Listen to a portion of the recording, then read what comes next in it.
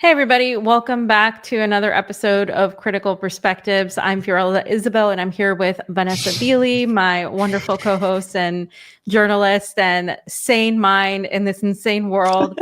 And we were talking as the UN Security Council votes came out and Russia and China abstained. And you all know very well what happened and what that signifies. And immediately Vanessa and I were just, I mean, it was insane the amount of people that went on to try to defend this, because what this did was essentially hand over Gaza legally to Donald Trump and Zionist Israel.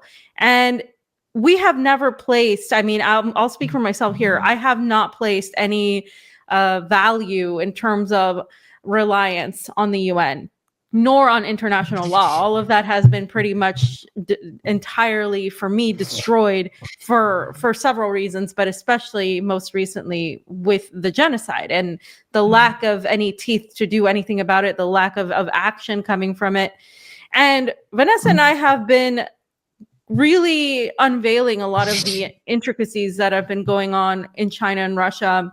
Myself internally, talking about the geopolitics of it, the pragmatism of the Putin administration.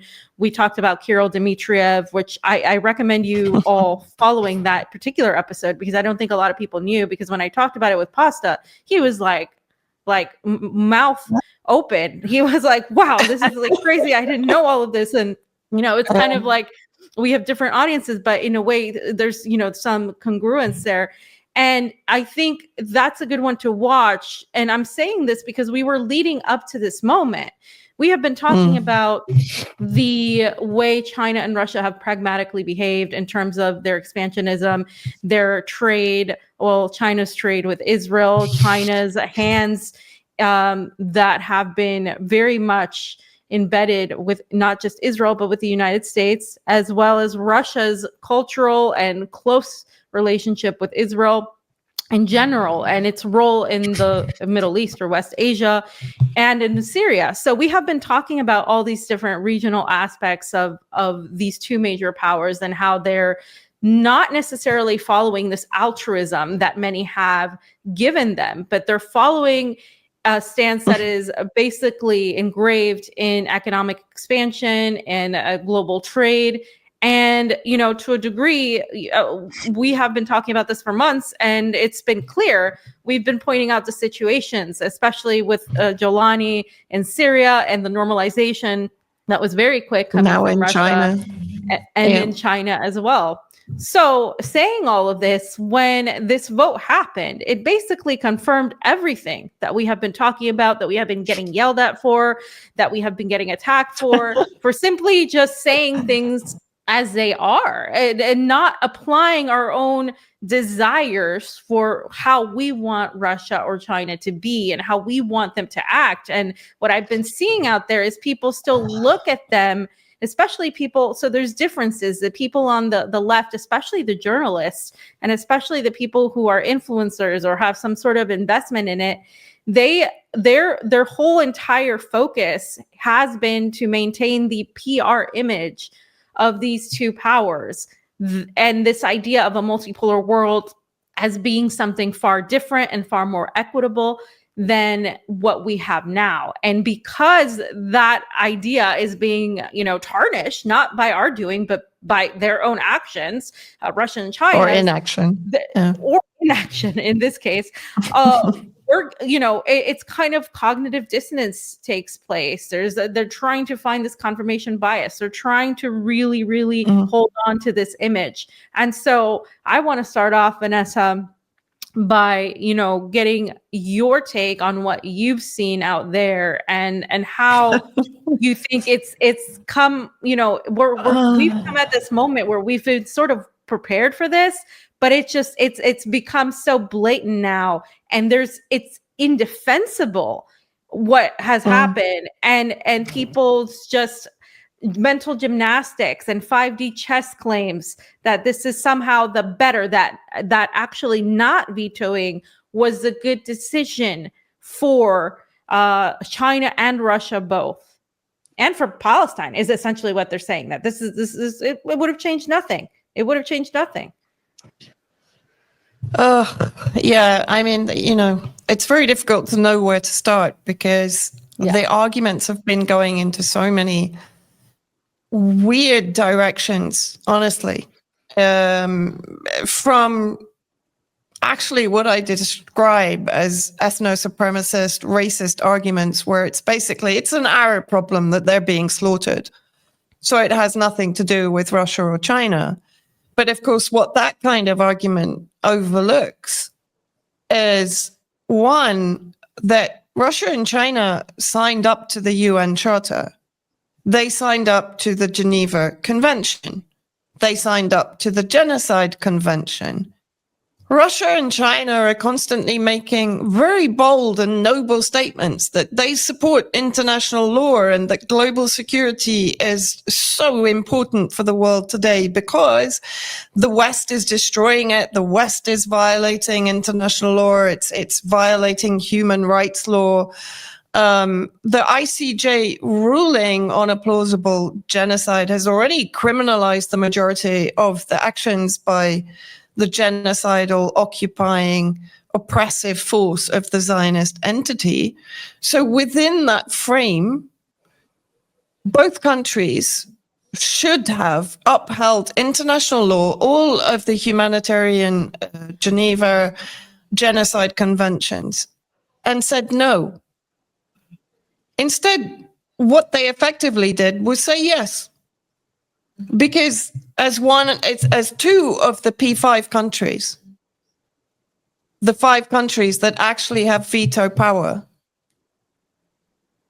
they had, in my view, under international law, they had absolutely the responsibility to say no, rather than to effectively say yes, and then afterwards go out publicly and say, yeah, but it's a really bad idea.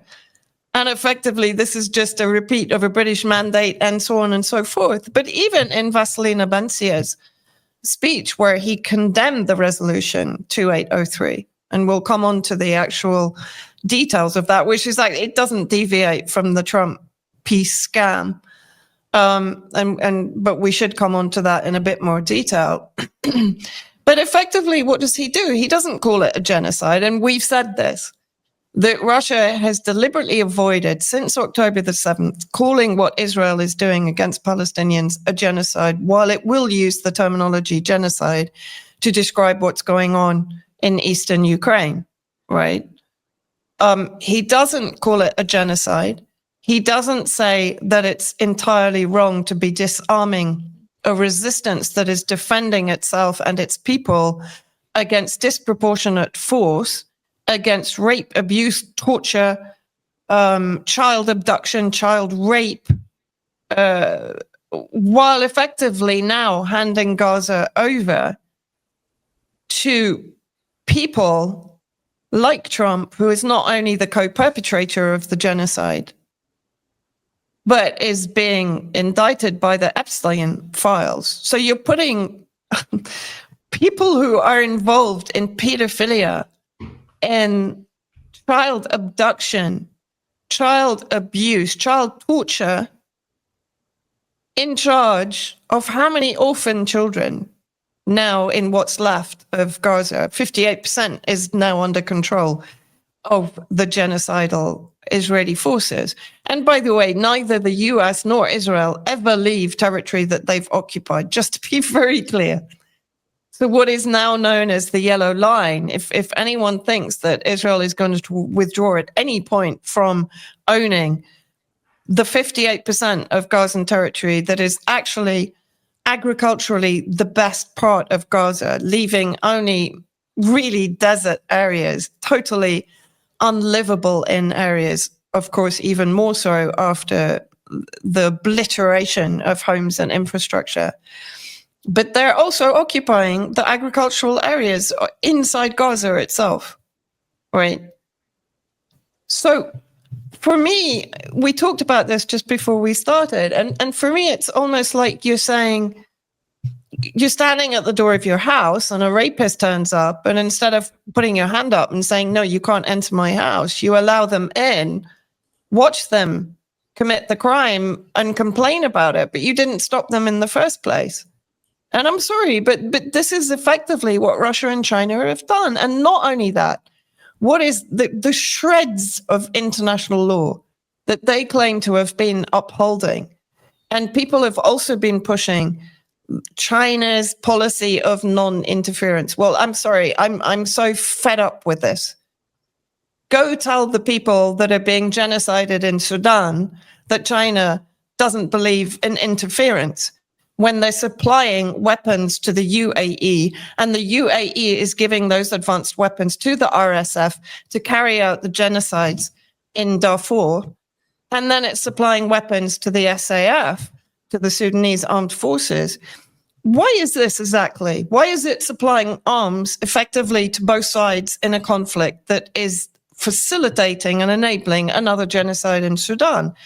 Because the UAE is plundering gold from Sudan, and China is then buying it on the open market from the UAE. So please don't talk to me about China's non-interference policy, because this is absolute nonsense. And in the last 3 days, China, through backdoor channels, has actually 3 Chinese state companies have invested in Dalia, one of the main Israeli energy companies.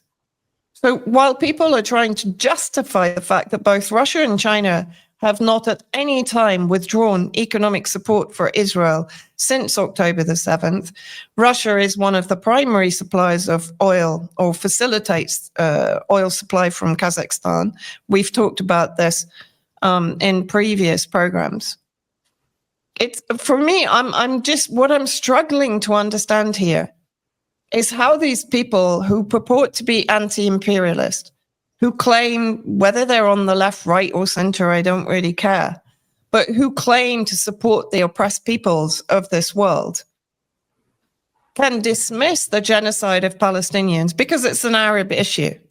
Let the Arabs sort it out, when they know perfectly well, unless they're so ignorant that they don't know it, that the British and the Americans have engineered it so the majority of the sovereign Arab states are captured as part of the Zionist bloc. That the PA, by the way, for those ignoramuses, that have been commenting on social media, is they're claiming that Russia and China did what it did because Mahmoud Abbas, who's a doddering irrelevance as far as I'm concerned, both in Palestine and outside Palestine, told them to do so because he's what? The Palestinian legitimate government? No, he isn't. Hamas is the elected government of Gaza. And Hamas actually expressly asked Russia and China to block the resolution. So a sovereign government in Gaza has asked them to block the resolution. And every single civil society, humanitarian organization, political and military organization in Palestine has rejected and condemned the resolution. So if we're talking about upholding sovereignty within international law, and that is what the UN Security Council should represent, non-interference in the sovereignty of countries, then what are they doing? And for me, in a sense, it just makes it absolutely clear. Nobody within the most powerful countries in this world, whether it's BRICS or in the Western imperialist axis, can be relied on to actually defend, as we've said multiple times, the oppressed peoples. Forget it. And I think, if you're going to defend Russia and China's position over and above examining the impacts on the Palestinian people, not only the Palestinian people in Palestine, but the evening that the resolution was passed, Israel bombed, massacred Palestinian refugees in a sports field in southern Lebanon. Israel Katz put out a statement saying, we no longer consider these to be under humanitarian protection. We consider them to be terror cells. So when people say, yeah, but if Russia and China had vetoed this, then the US was threatening they would just carry on with the killing. The killing isn't going to stop. Yeah. The killing hasn't stopped for 100 years. The killing hasn't stopped in this region. And that very night, so when you use this argument, it's complete nonsense, because that very night, 15 Palestinians were massacred, children and civilians, not Hamas, so the same excuse that is used in Gaza, and dozens more injured. It's just, other than to go through the arguments that we're being presented with, and we've covered a couple of them already, I don't really know how to push back against this. And I think to some degree, you put your finger on it on one comment that you made, is that we have to remember that some of these commentators are actually being paid by Russia or China. And so therefore, we should not be expecting that they're going to turn against the hand that feeds them. But that means that you're not getting honest analysis. And that's another important point to make, because that makes them no different, in my opinion, to the mainstream media, to the legacy media, because you're incentivized to push messaging across, or you're incentivized to ignore the glaring anomalies in what you're supporting. You know, when you brought up the Arab argument, this is the thing that I'm getting a lot is, you know, I got that comment from one of the DDG geopolitics hosts about how we need to take it up with the PA.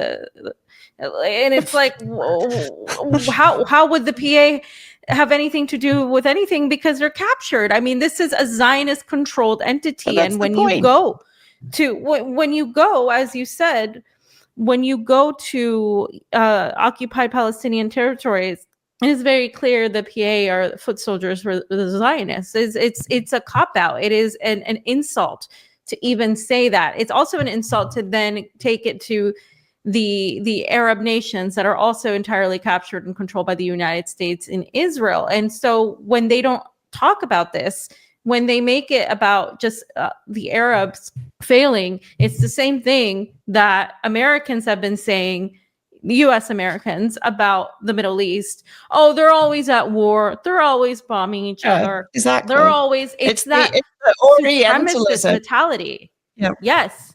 And it's that same mentality that these people who say they're anti-imperialists, who say, you know, that they care about Palestinians, are regurgitating. And what has happened here is there's been an unveiling of these people in terms of what they actually stand for. And what they actually stand for is whatever narrative is either one, paying them well, or whatever narrative they've tethered themselves to that they can't get out of, because they've built their whole identities around being cheerleaders. And we talked about this in previous shows about how there are certain content creators out there that are just basically cheerleading, Russia and China, glorifying like war, glorifying weapons, glorifying a lot of these things, but never talk about like the reality of it. And then they boast like, oh, do you like actually realpolitik? Do you actually, know geopolitics, as if like this is a game? These are people's lives. Exactly. And what we're discussing is their reality. And when Donald Trump, I want to read what Donald Trump said, because then you can go into, Vanessa, what this will mean. But Donald Trump immediately, when he was essentially handed Gaza, immediately said, "Congratulations to the world on the incredible vote of the United Nations Security Council just moments ago." I just want to say, so you are. But he thanked Russia. He thanked Russia and China expressly, actually. Yes. So people defending this, by the way, are endorsing Donald Trump's point of view because he is happy with this, and he is thanking Russia and China. So, okay, he said just moments ago, acknowledging and endorsing the Board of Peace, which will be chaired by me and include the most powerful and respected leaders throughout the world. This will go down Tony as one Blair. of the biggest, like Tony Blair, like the ultra-Zionists. One of the biggest approvals in history of the United Nations, will lead to further peace all over the world.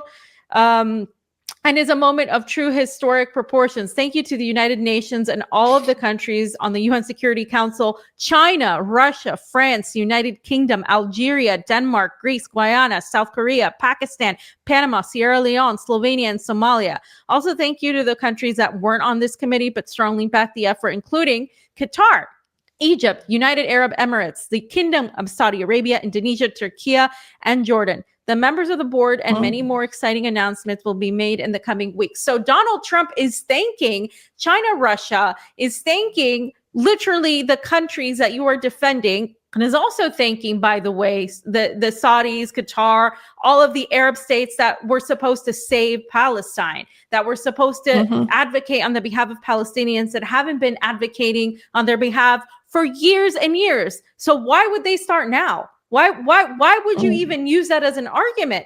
It's not a legitimate entity. And then China's argument came out where they said, well, we wanted to make sure we represented basically, the world we see it, a sovereignty. They didn't want to interfere. They didn't. This is what China always says. This is what they do. But they do interfere. Yes, so they do interfere when it's convenient. They do interfere.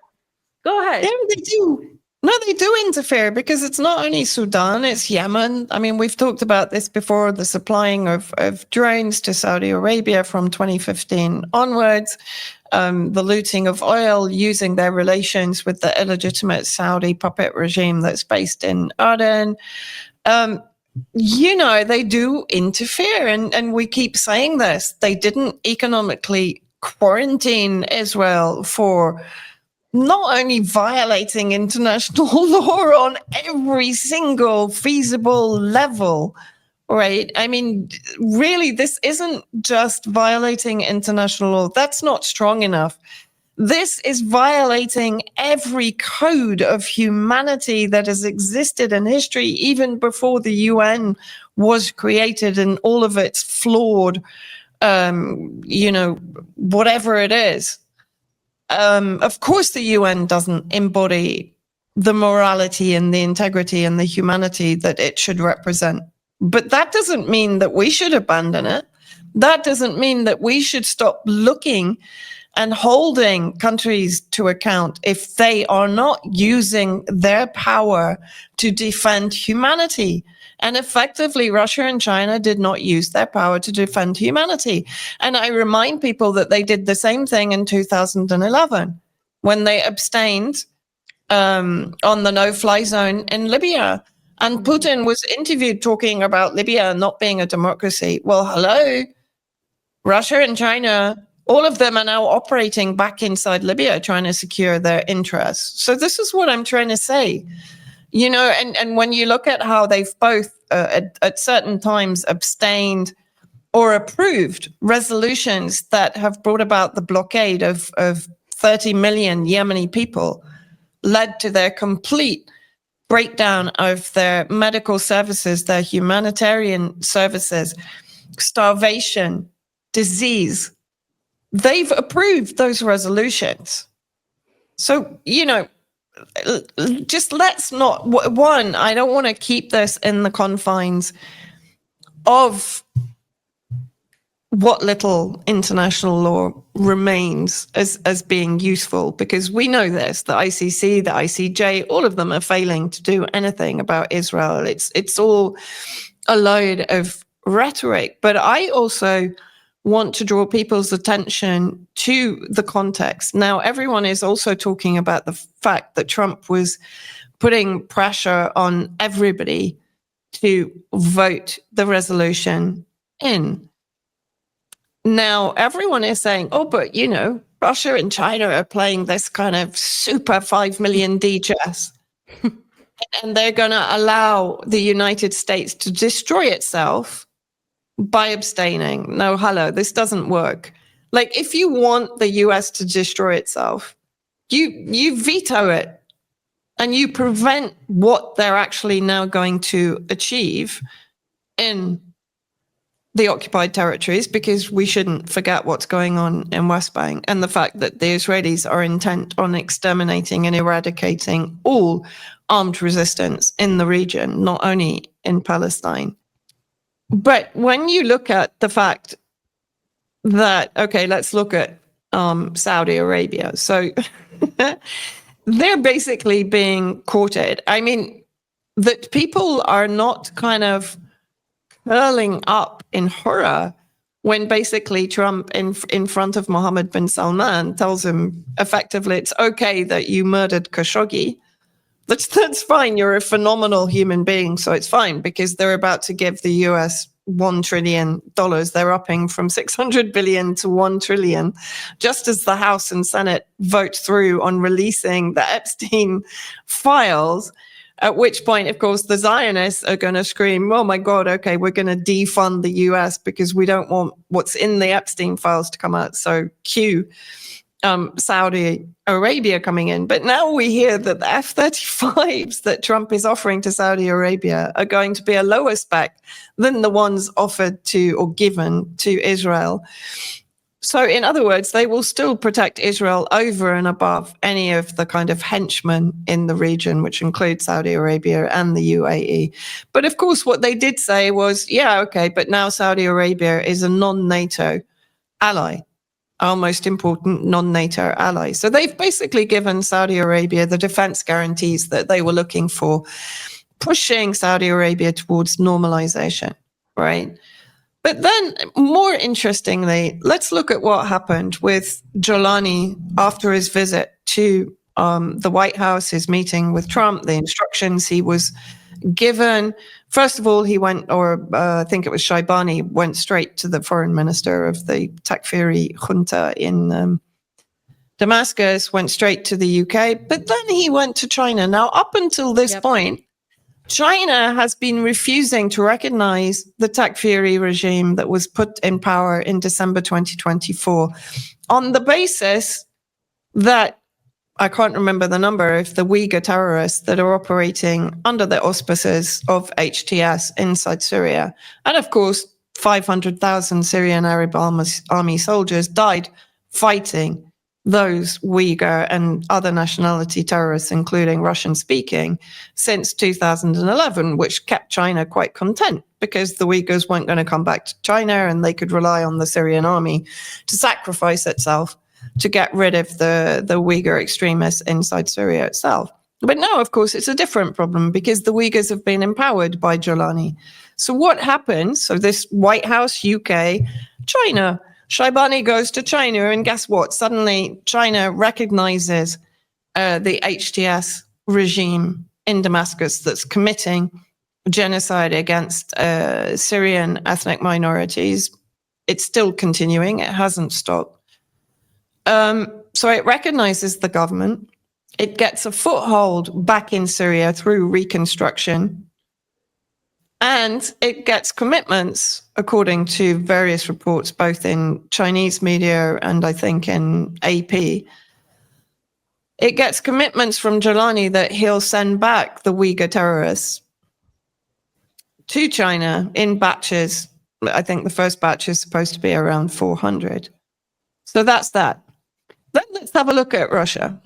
So on the 15th of November, Putin calls Netanyahu, right? Bearing in mind that in February 2025, it was Israel that was lobbying Trump to allow Russia to keep its bases in Syria, partly because that helps Israel to contain Turkish expansionism and to contain it in the north, not allowing it to come into central Syria or to expand even towards the northeast border with Iraq, because Israel supports the Kurds that will eventually be given an autonomous region in the northeast to secure the oil interests and to provide Israel with its David's corridor up the eastern flank of Syria. So the phone call between Putin and Netanyahu, and according to very sort of scant reports in Russian and Israeli media, they discussed the Middle East, including Gaza, Iran, and Syria. On the 17th, Russia sends a military delegation to Damascus that then goes on a military tour around the southern region of Syria, which is under the control or under the occupation, or large swathes of it are under occupation of the Zionist forces. That is then followed by the resolution and Russia's abstention. One day after the resolution passes, thanks largely to Russia and China's abstention, Netanyahu appears in the south, having also there is an agreement with Damascus that Russia will, in theory, police the south in order to prevent Zionist expansion, which is nonsense. And then on the 19th, Netanyahu enters the south triumphantly to visit the troops there, talking about the fact that, of course, they're not going to leave. They need a buffer zone.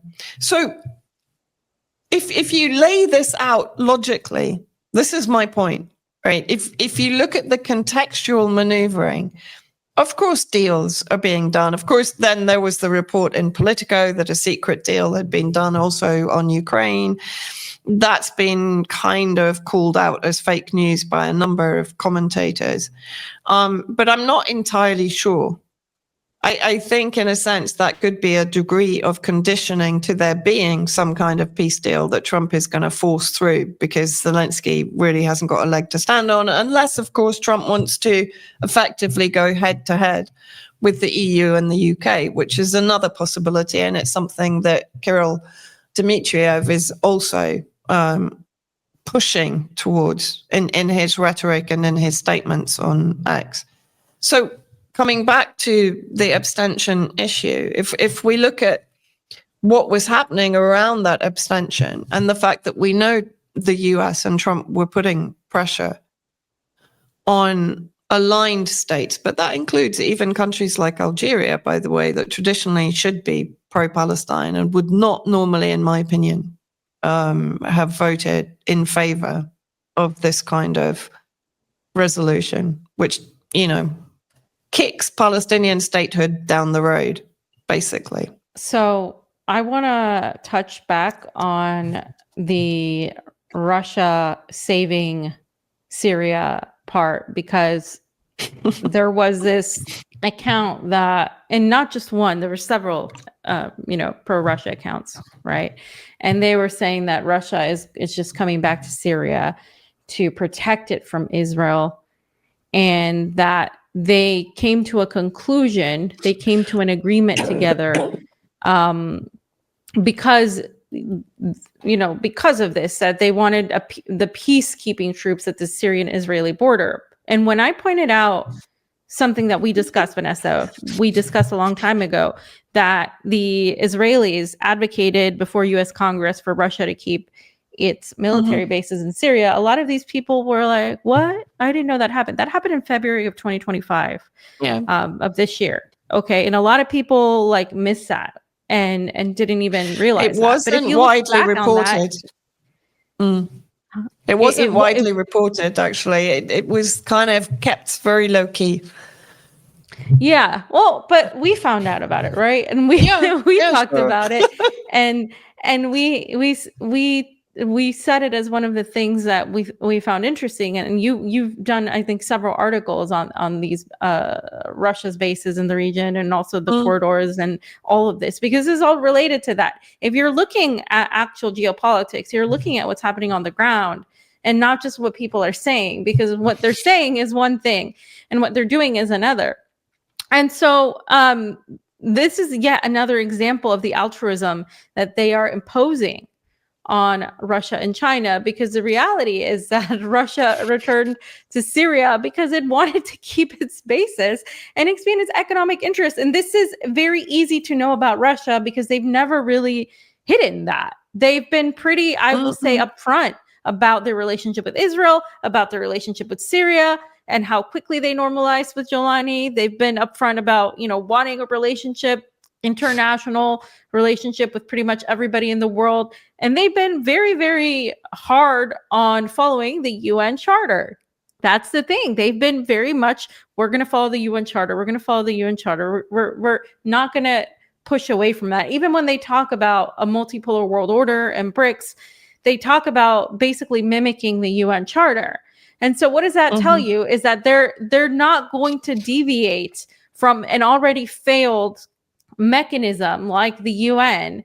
They're not going to do something altruistic like create some sort of resistance or anti-imperialist, anti-hegemonic force against the United States, because you have Kirill Dmitriev, who has been engaged with the Trump administration this time and before, and has his tentacles everywhere in the corporate sector and the political sector in the United States, and has been in on these conversations, saying that there will be some sort of peace deal, that they're working on some sort of plan. So I also choose to, from what I've seen, I think, yes, maybe they don't have the confirmations about some sort of deal, but I believe that we will see Trump negotiate something in Russia, Ukraine, because it's going to add to the image that he's trying to portray as being the peace president. He's now got the board of peace in Gaza. He negotiated the ceasefire first.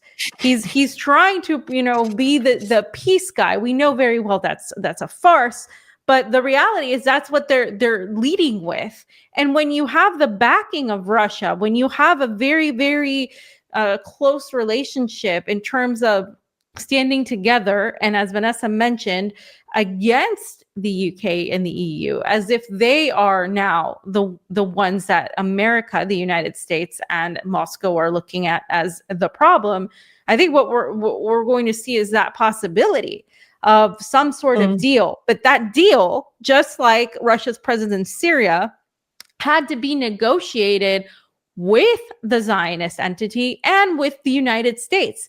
There is no way that Russia would be allowed in Syria if the United States and Israel didn't allow it, that they wouldn't be opposed in one way or another. If we are to believe that Russia is this anti-hegemonic, anti-imperialist power, then what wouldn't they be opposed by these forces? And instead, what Russia is doing is negotiating ways to continue expanding its interests.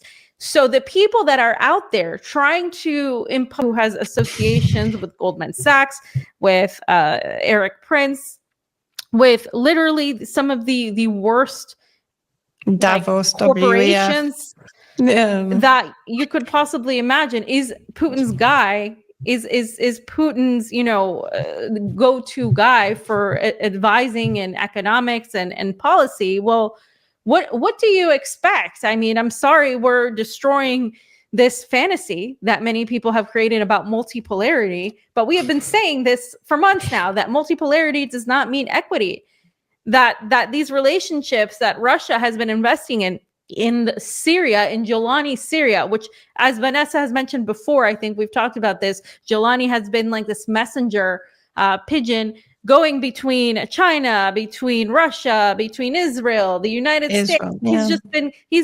He's like a key figure that's just been pushed around there. In fact, much more useful than Zelensky himself, because he's the one that's like getting sent out there. This is a head chopper. This is an Al-Qaeda terrorist. And nobody, and all these people defending Russia and China just don't talk about that. Go look at all the commentators and the people that are focused on how great China and Russia are. Are they even talking about this? They're not even allowed to talk about it, maybe. I don't know. But like, it's, for me, it's like, then at that point, how do you continue to trust these people when they're essentially captured and compromised? And it's enraging, because it's so easy to sell out Palestinians. It's so easy to sell out the Middle East or West Asia, because, hey, they're just these Arabs that always end up on war and killing themselves. And it's been like that for millennia, and there's nothing we can do about it. Russia doesn't owe Palestine anything. China doesn't owe them anything. Actually, they do when they're engaging in trade with Israel, and they're enabling the Israeli genocidal empire that is essentially so powerful that even the nations that are supposed to stand against it will not do it because of their own self-interest.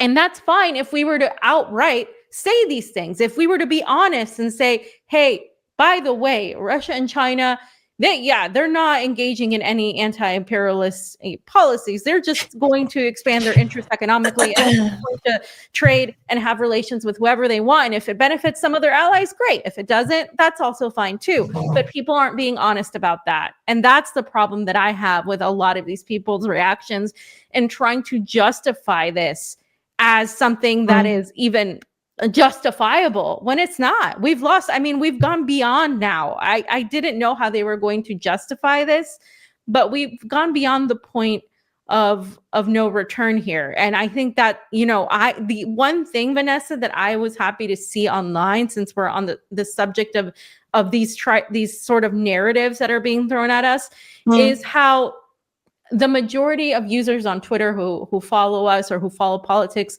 that are not big accounts, that are like regular people that simply follow, have been going at a lot of the journalists and commentators or podcasters, whatever the hell they are, and have been saying, no, I don't, who have been trying to justify this vote, have been saying, no, I don't agree with you. I think this was wrong. This is bad. This is not acceptable. And you know why that is? Because they don't have an economic incentive. They don't have a PR incentive. They're not afraid to lose the support of the industry behind Russia, China, behind BRICS, behind multipolarity. They're not afraid of that. So they have no problem saying it. But it is the big accounts, the people that are supposed to know better, that are trying to justify this. And that tells me that the majority of people have seen the reality. It's just that they're still hearing the voices of a lot of these big accounts and influencers who are right there right now trying to say that they did the right thing by not vetoing and tying their hands and saying, oh, well, it's, not our problem. Well, it is. It's everybody's problem. It is everybody's problem. And this is another thing that really annoyed me, is that somehow this is converted into an Arab problem. So the Arabs should sort it out, as if a genocide that is going on our watch as human beings globally, we should be opposed to it, and we should be doing everything in our very limited power to prevent it and to hold those accountable who are both facilitating it and ignoring it, or doing nothing when they have the power to do something, doing nothing about it. And that, I would definitely put Russia and China into that category. I would go further and say they're actively supporting it because of the various reasons that we've talked about. Of course, not to the same extent as the US and the UK and the EU, blah, blah, blah. And in fact, I do want to pick up one comment that was put out by a relatively high profile influencer, where he basically said everyone's attacking Russia and China because it's easier than attacking the US. Like, what planet are you on? What planet are you on when you come out with nonsense like this? Nobody is saying that China and Russia are responsible for the situation that now exists in Palestine. Nevertheless, they have a responsibility as two of the most powerful countries in the world today to ensure that genocides don't happen. And they have failed to do that. And that should be held up. They should be held accountable in whatever way we can, whether it's through media, whether it's through YouTube channels, whatever. They should be held account to this. And people should be engaging with this, because that's the only way things change.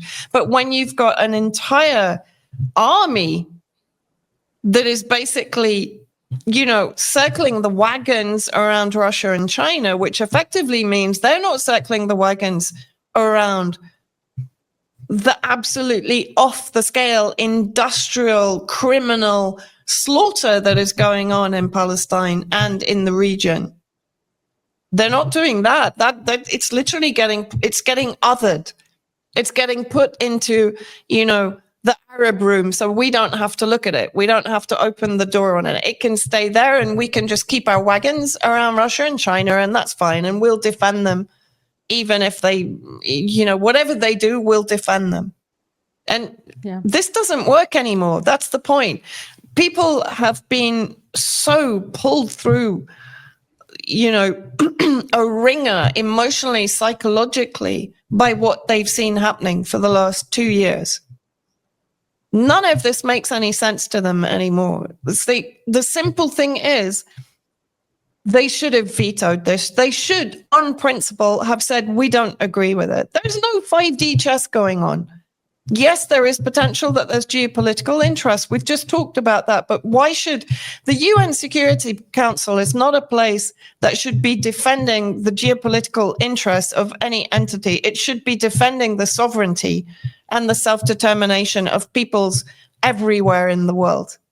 However poor or dispossessed or disenfranchised those people are, their self-determination is what the members of the UN Security Council should be defending. And that's what Russia and China failed to do. It's beyond belief that people are defending this for me. Sorry.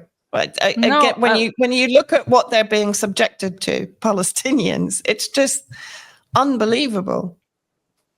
I just think it goes to show you that the majority of people who support, who say they support Palestinian rights, do so because it's become a slogan for them to stand by.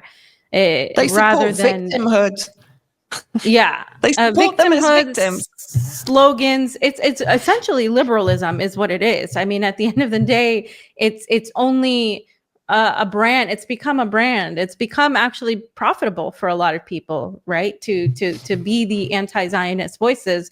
But at the end of the day, when it comes down to it, and them defending what they believe is the, whether it's like the socialist position or the anti-imperialist position or whatever, they're not looking at reality. They're looking at their ideological ideal situation of these countries that doesn't exist. And we've talked about this. I mean, obviously Russia isn't the USSR, but a lot of people still look at it as such. And people right now are still convincing themselves that China is not engaged in capitalism when it is very clear that it is and has been for a very, very long time. And it, in fact, it's so good at it, actually, which is the ironic part. They're so good at it, at engaging in this capitalist world. I mean, they're doing things that we would call out in the United States. If you're going to be this anti-imperialist, you're going to call out the United States for doing this. If the United States, if the UK had been the ones that would behave like this and we didn't know about it, we would call them out. But obviously we don't expect them not to. We expect them to stand by Israel. It is because people have placed so much hope on China and Russia that we should be demanding. And people will sit there and tell us, exactly like that comment said, that we don't want to criticize the United States, the UK, and Europe. Literally, we spend all our time doing that. That is the number one thing we do. The problem is these people have taken the I guess the fear of not wanting to stand by any sort of NATO language, not wanting to promote any sort of regime change type of rhetoric, and in an effort to ensure that we respect what other countries are doing as sovereign people. I understand that process. That doesn't mean that these countries are perfect. It doesn't mean they're above criticism. Nobody is. Nobody is.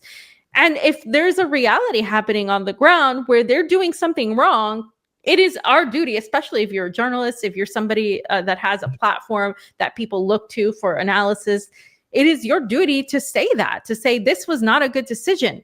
And it's very clear that it was not a good decision, because even if it's symbolic, even if you want to say, well, Israel would have attacked anyway, Israel will attack anyway. So why not just veto it? It's not going to make any difference. It's like they keep repeating the same line. Yeah. No, and it's another point that I want to make, because this does come up. And I know that you've made the point and I've made the point. Russia being back in Syria does have a degree of benefit for the people where Russia will potentially consolidate influence to a degree. I lived in Syria. I worked in Syria when the Russians were working alongside the Syrian Arab army. I can say up until 2018, there was a huge degree of respect, both for the Syrian Arab army and for the people of Syria. That changed after 2018. Whether that was a change in policy back in Moscow, but from 2018 through to 2025, it gradually deteriorated. And to the degree where personal experience, like I would often have permissions from Syrian intelligence. You had to, as a journalist, you had to get permission from intelligence, from military, and from the Ministry of Information to go in the field to report on any particular situation. There were times when I had all of those permissions, all of their papers, and I would arrive and there would be, say, a Russian commander in the base with the Syrians. And the Russian commander would tell me, no, you can't come here and report. But I'm in Syria. I have all the permissions from X, Y, Z. But he would have the final say, right? So when I say things will be better, they will be better from the perspective that, in theory, the Takfiris will not be operating in the areas where Russia has influence. Yes, that is a positive. Is Russia doing this for the good of the Syrian people? No, of course not. Let's take that out of the equation, please.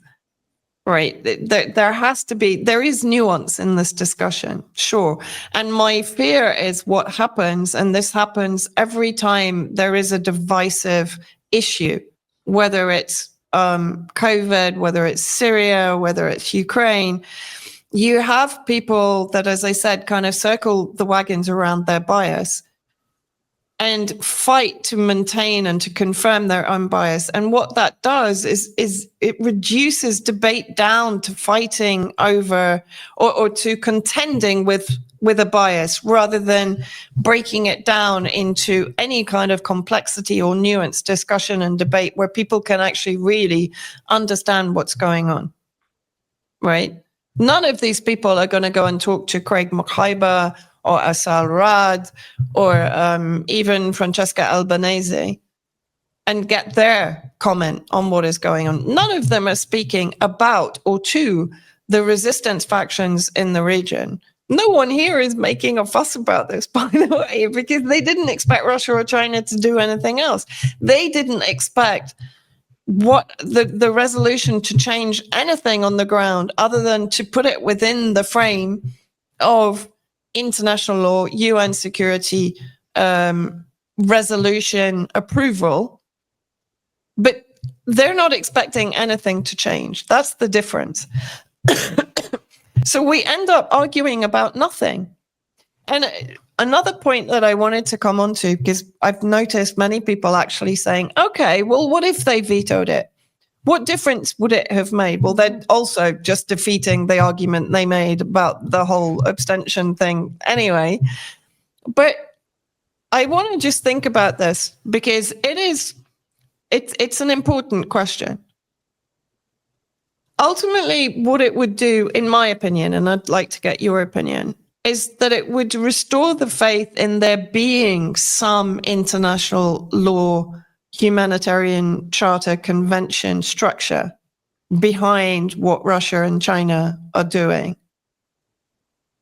Ultimately, this was not only a betrayal of the Palestinian people, but I think it was a betrayal of, as we've talked about, the expectations of people that there must be someone in this world today that is going to live up to the principles that we as human beings want to live under.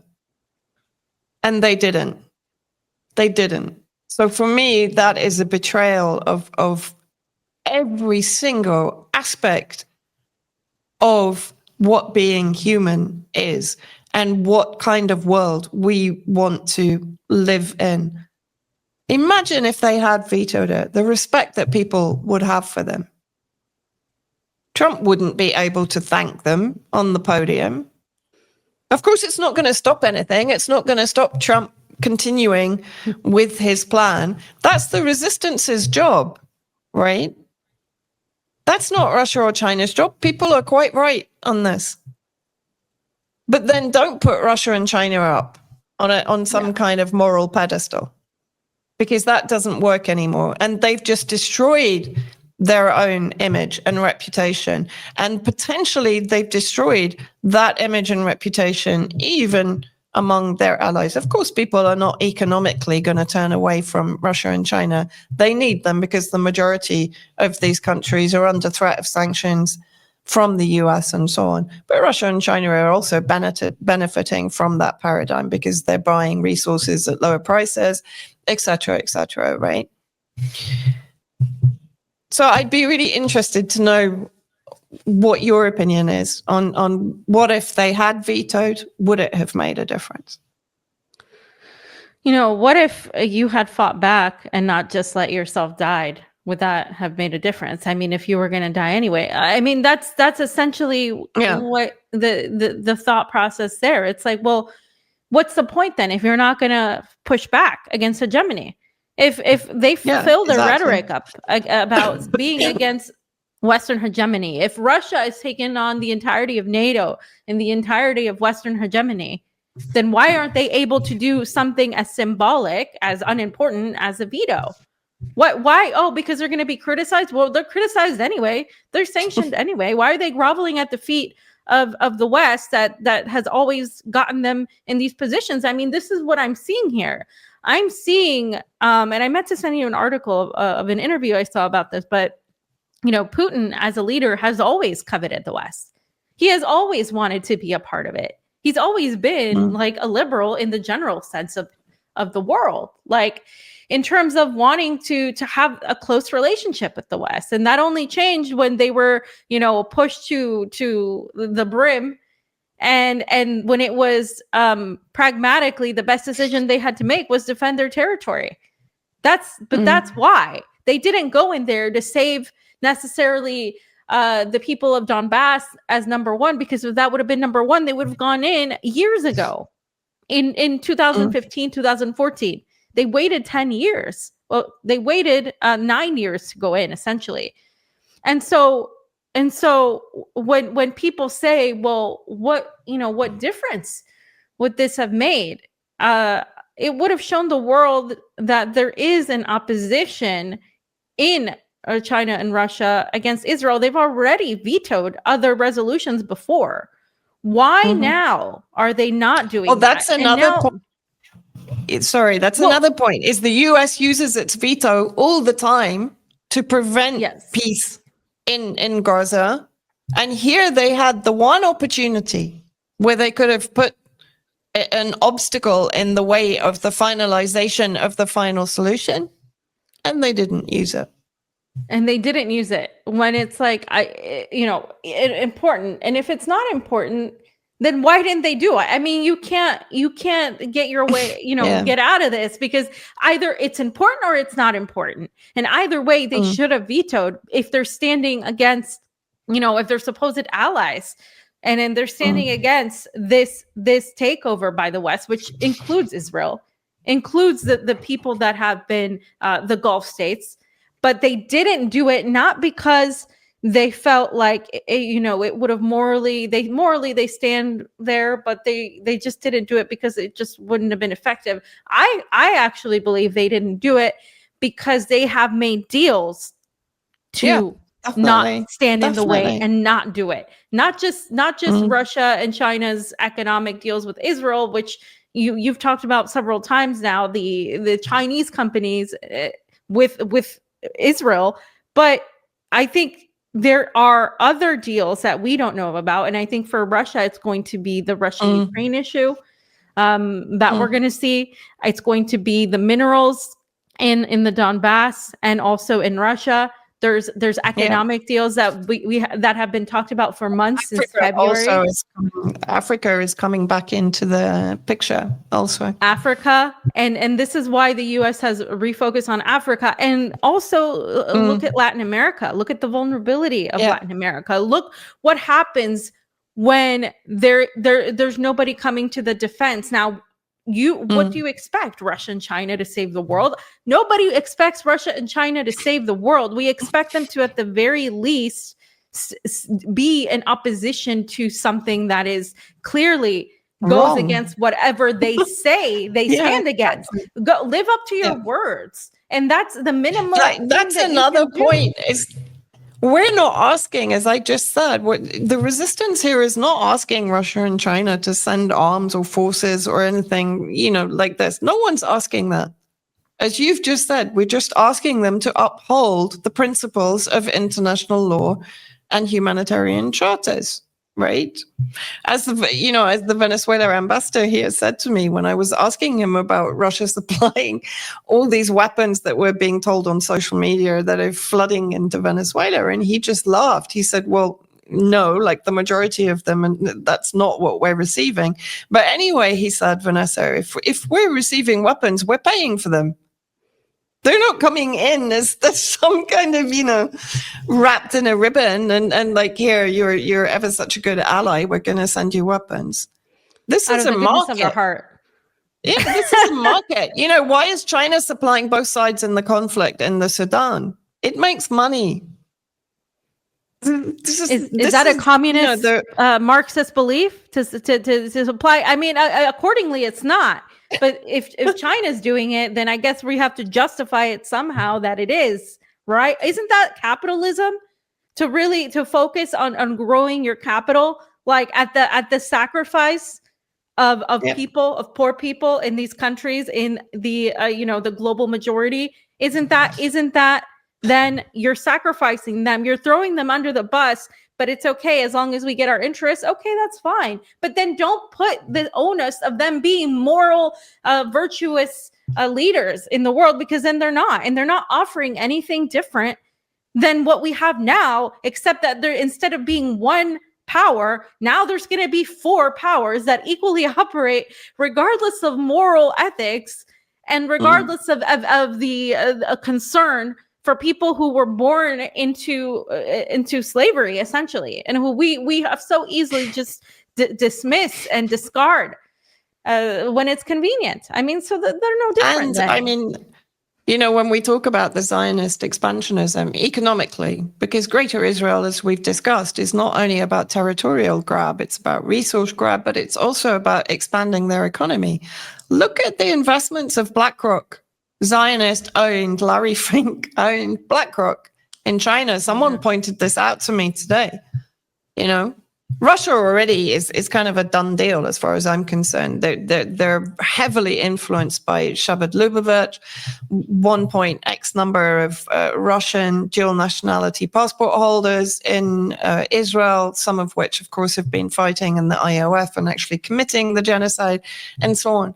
But in China, no one's actually looking at the Zionist influence through commerce, through capitalism, global capitalism, in China. And that's something that all of these kind of China acolytes are not going to look at, because that destroys the dream, right?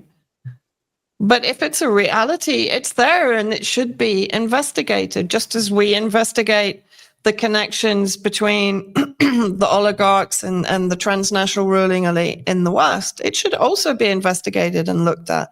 Again, come back to Kirill Dmitriev. Look at his background. This is the guy who has one foot in both camps, right? Supporting Putin's policies, but comes from Stanford, Harvard, as you said, McKinsey, Goldman Sachs, Davos, WEF, pushes the Russian version of the COVID vaccine. This is a guy who will happily pull Russia towards the West, and certainly towards Trump and the United States. He's pushing the Bering Straits tunnel. He's sort of, raising Trump's status to a monarchist background, which is very interesting. People should actually follow his account, because it's very revealing when one considers how close he is to Putin, and how he's currently kind of the number one envoy dealing with the United States. Not necessarily, he's dealing with certain members of the European community, but he's definitely not, to my knowledge, dealing with the UK, unless I've missed something. I just want to comment on that, Vanessa, because I think it's important people understand his role is to actually bring a closeness between the United States and Russia. And it's going to be painted, and it already is being painted by many in the neocon US right and the far right in Russia as a good thing that is going to connect Christian nations.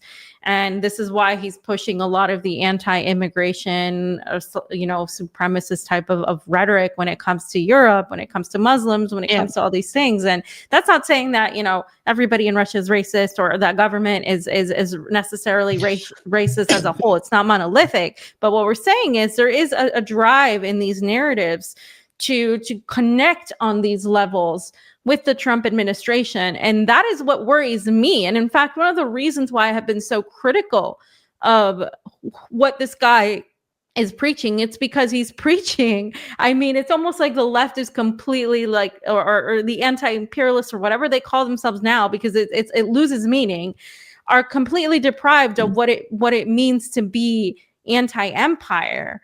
You have this sort of czarist agenda, as Vanessa mentioned, a desire to bring back a monarchy, an existence of Russia as an actual type of dictatorial entity. Whereas right now, it's not necessarily at that point at all, but it is kind of like a push to go that way, to go to a more state like that. And going forward, I will be mentioning more things about what's happening domestically. There's a lot of advances in digital tech coming, in terms of digital IDs, in terms of all of this stuff that is going to be unraveling in Russia as well. It's not, going away. There's more control of the internet. There's all of these things that are happening that are kind of showing that this is a direction where, say, the next person that takes over from Putin could likely go. And the problem with that is that worries me, because the last time that Russia allowed the US to infiltrate in its own government, or under the Soviet Union, under its own government affairs, is when the Soviet Union collapsed and everything went to hell. And it really hurt the majority of the population. I mean, it was a very dark time. And whenever they do this, they end up on the losing side. So as somebody, people might say, why does she hate, Viorla hates Russia? No, I don't understand. Why is she like saying this stuff? I'm not even saying anything, that's not being said by them themselves. This is what they're saying. It's just, we're talking about it while the rest of people are ignoring it. Like, they're ignoring the giant elephant in the room. They're ignoring all the stuff with China and Russia both. Because we've said before, there might be a financial incentive, there might be a fear of losing allyship, whatever the case may be, they're ignoring it. And we're only talking about it, but it's out there. It's being put out there. It's not being hidden. And I worry about Russia's future, because as somebody that lives there and as somebody that has ties there, I don't want it to see going down the path of destruction. And the West will be the destruction of Russia if Russia lets it. And I'm not going to sit there and say I'm going to stop that, or that I advocate that's an outside force stop that. That is going to be up to Russia. Like, that is respecting sovereignty. Say, this is I don't think this is beneficial, but hey, if that's the direction they're going, that's the direction they're going. We're merely talking about it. We're merely pointing it out in the context of the global world map and how things are going, right? The grand chessboard of sorts. We're telling you what is happening. We're not saying that the motivations are only nefarious, but what you can't deny the money ties. You can't deny the transactions that are happening as this vote was made. You can't deny that the conversations about potential ending of the war in Ukraine. You can't deny that China has already made alliances with the new Syrian regime over the Uyghurs. You can't deny the fact that China has a relationship with the United States as well, even though they're at odds in terms of the global economic market. But so then this kind of just puts us back, Vanessa, at, we don't want to get to the point where we're just being reductionist and saying everybody's in on it. nothing matters. There's nothing to do, because there are people that say that and say everything is theater. There's no, nobody's against anybody. It's all one giant conspiracy. And like, I'm not saying that it is all like that, but what we're saying is the number one thing operating here is capital. It's economics. It's driving these major players. It's not altruism. Unfortunately, I wish it was. I truly do. I wish it was. And I wish people were moving along the lines of doing things for the better of humanity. I wish that Russia and China would supply weapons to Iran and would go and build some sort of coalition to actually fight hegemony, because in my opinion, that's what it's going to take to defeat Zionist Israel and the supremacist global order that is there. That's what it's going to take. Why do they differentiate between Nazis? Tell me, did the Nazis not get a gigantic war against them by the major players? Wasn't that imposing on sovereignty? See, that's because people still view the Nazis as any different than what's out there right now before us, but it's no different. In fact, this is worse, because we still aren't able to view it as what is, and it's going to require people to actually come together. But the whole, oh, we respect sovereignty so we don't interfere, it's a cop-out, because again, not only do they do interfere, but they also would oppose, and opposing something when you're being attacked, when you're being oppressed, when there's an international conglomerate, even in nations like China and Russia, that of Zionists and supremacists that control the financial sectors and the transnational sectors of the entire world, and you're Palestine or you're Palestinians, and you expect them to just simply, fight whenever they try, they're entirely bombed. There must be some sort of human-minded ability to do that, to have a pushback, and that's what the resistance is there for. But then then don't go and say that China and Russia are sending weapons, that they're doing this, that they stand by Palestine, when really it's just all rhetoric. Like, I'm sick of hearing all of that. Definitely. Yeah. And another interesting thing that sort of came into my mind, there's two things really. Part of the resolution is effectively Trump is bailing out Israel, because instead of post this section of the genocide, Israel providing reparations and reconstruction, no, instead, the IMF and the World Bank are going to come in and spend the billions, of course, to build the free trade zone and Jared Kushner's waterfront, the luxury properties, and avail themselves of Palestinian gas. But this raises another interesting question that I haven't seen anyone bring up either. When we talk about deals being done, because effectively this is the next step in turning Palestine into Israel, effectively eradicating Palestinian statehood and sovereignty and self-determination, deporting the resistance to other countries where we know they're going to get assassinated anyway, because that's what Israel does. And Israel now is clearly intent on murdering Palestinians in diaspora as well as in Palestine. Then you suddenly have the India-Middle East corridor coming into existence. Remember Netanyahu's blessings and curse map. So that's going from Mumbai through the Zionist bloc Gulf states, through Trump's free trade zone in Gaza, into Aleration, into Europe. Now, that could be, when one looks at the configuration of the economic corridors, that could be of some benefit, or at least it's not going to be have a negative impact on Russia and the north-south trade corridor, because that will intersect Mumbai. So potentially they can, if Russia and America's relationships improve as they appear to be doing so through Kirill Dmitriev and through whatever under the table deals are ongoing on Ukraine, that's fine. But it doesn't benefit China because it excludes the Belt and Road Initiative. Is that why China is suddenly getting a foothold back in Syria?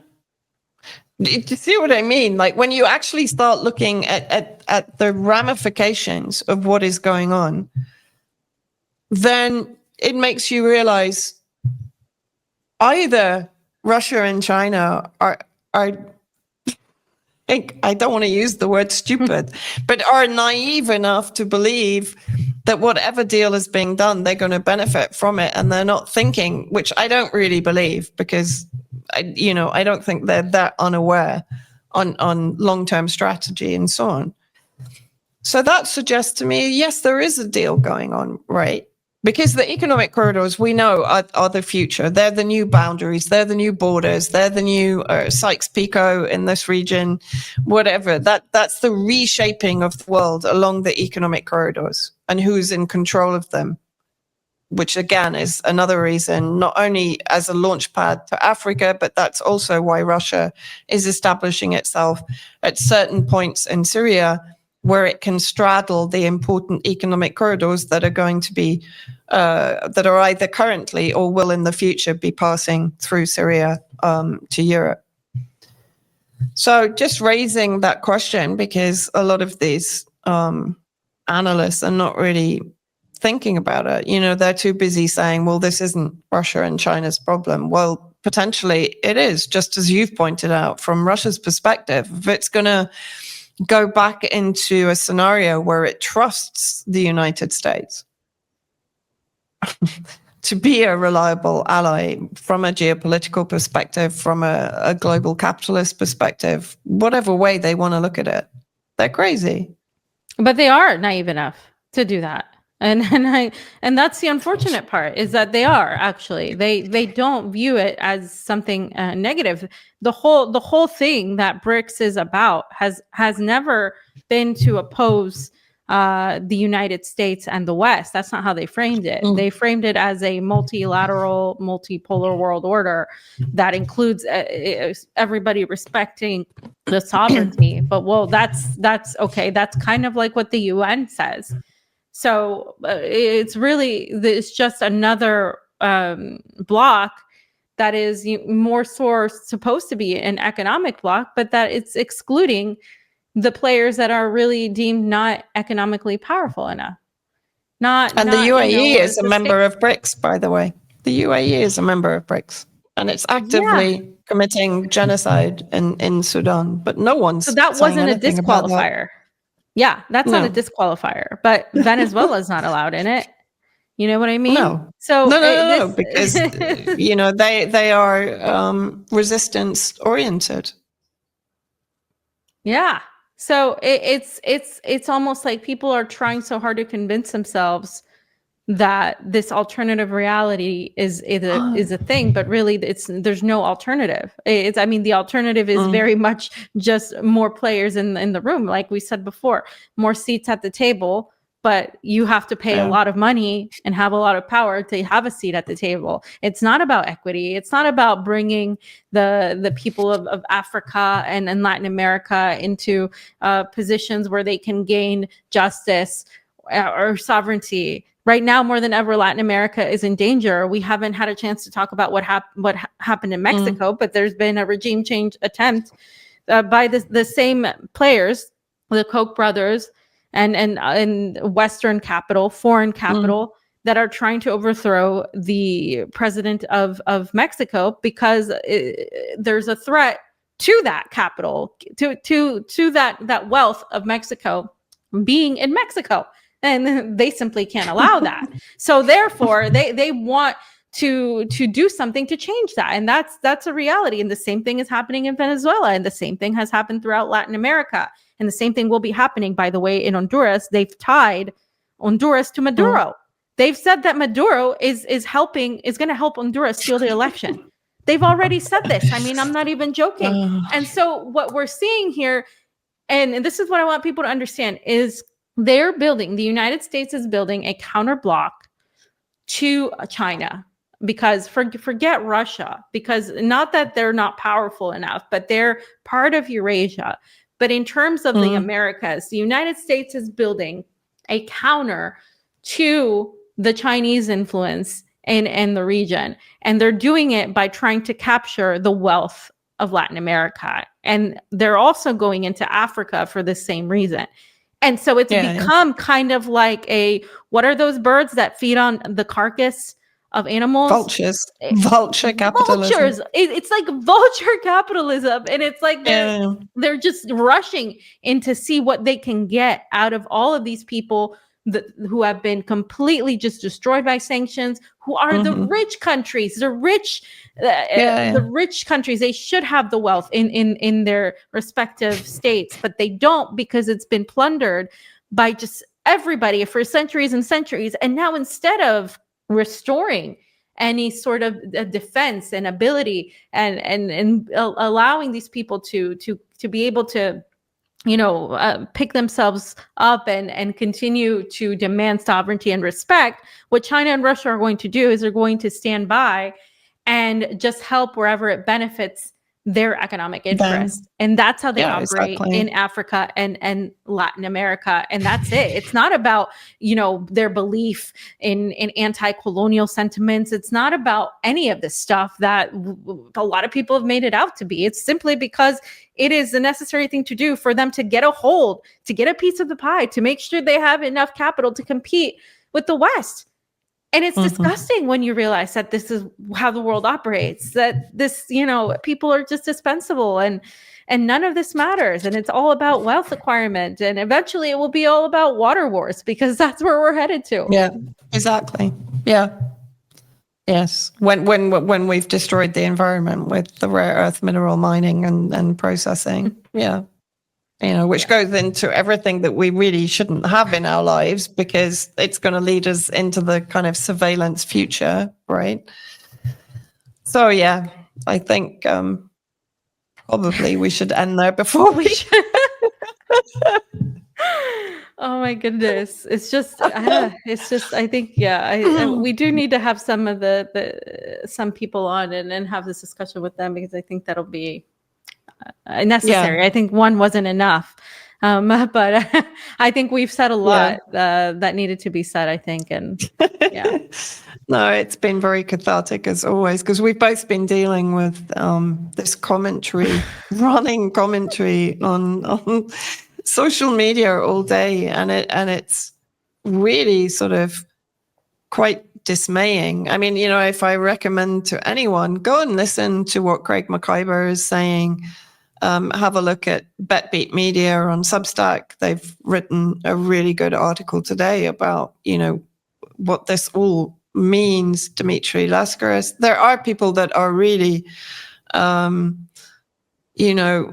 upholding their principles and their integrity on this, and actually putting Palestine first, which is, I'm sorry, but it's what an awful lot of people are failing to do. They're dismissing it, actually. For whatever reasons. So I think they want to maintain. That's why they're dismissing it. They want to maintain these facades. But it's also, as you said, it's an inherent Orientalism. It doesn't matter actually whether they're from the Far East or the West. It's a degree of Orientalism where, let the Arabs sort it out for themselves. Let's leave it there, because I'll just get back into another entire rant. I think so. Well, thanks everybody for joining us for this, 1.5 hour rant on what people should actually be privy to. You should look at things a little bit deeper, and I hope this helps somehow to gain some understanding from everything. It was a little bit ranty, yes, but I think I don't know how else it could have gone. I think, to end on a positive note, I think I agree with you, Fee, that I was really encouraged by the amount of pushback against people that were just trying to do the mental gymnastics to justify what Russia and China had just done. So from that perspective, I was really encouraged, and I'm really grateful to all of those people for having the integrity to push back against that, despite the fact that the people that were defending Russia and China may well be some of their favorite commentators, analysts, and so on, but they were still coming out. The huge majority in the comments were pushing back against it intelligently and respectfully, and yet actually they were not getting engaged on the points they were making, which is another aspect of what was going on. And I hope now you see, people's motivations too for what they are. But I'm also very proud of people pushing back and really seeing it. And I think that's also, another discussion for another time, but it has to do a lot with, the issue of where people are in the world and where they are economically and the issue of power. The people are with the people, and that's what makes a lot of sense. So thank you for that. Yeah. All right, everybody. We'll see you next time on Critical Perspectives. Take care. Bye. Take care. Bye.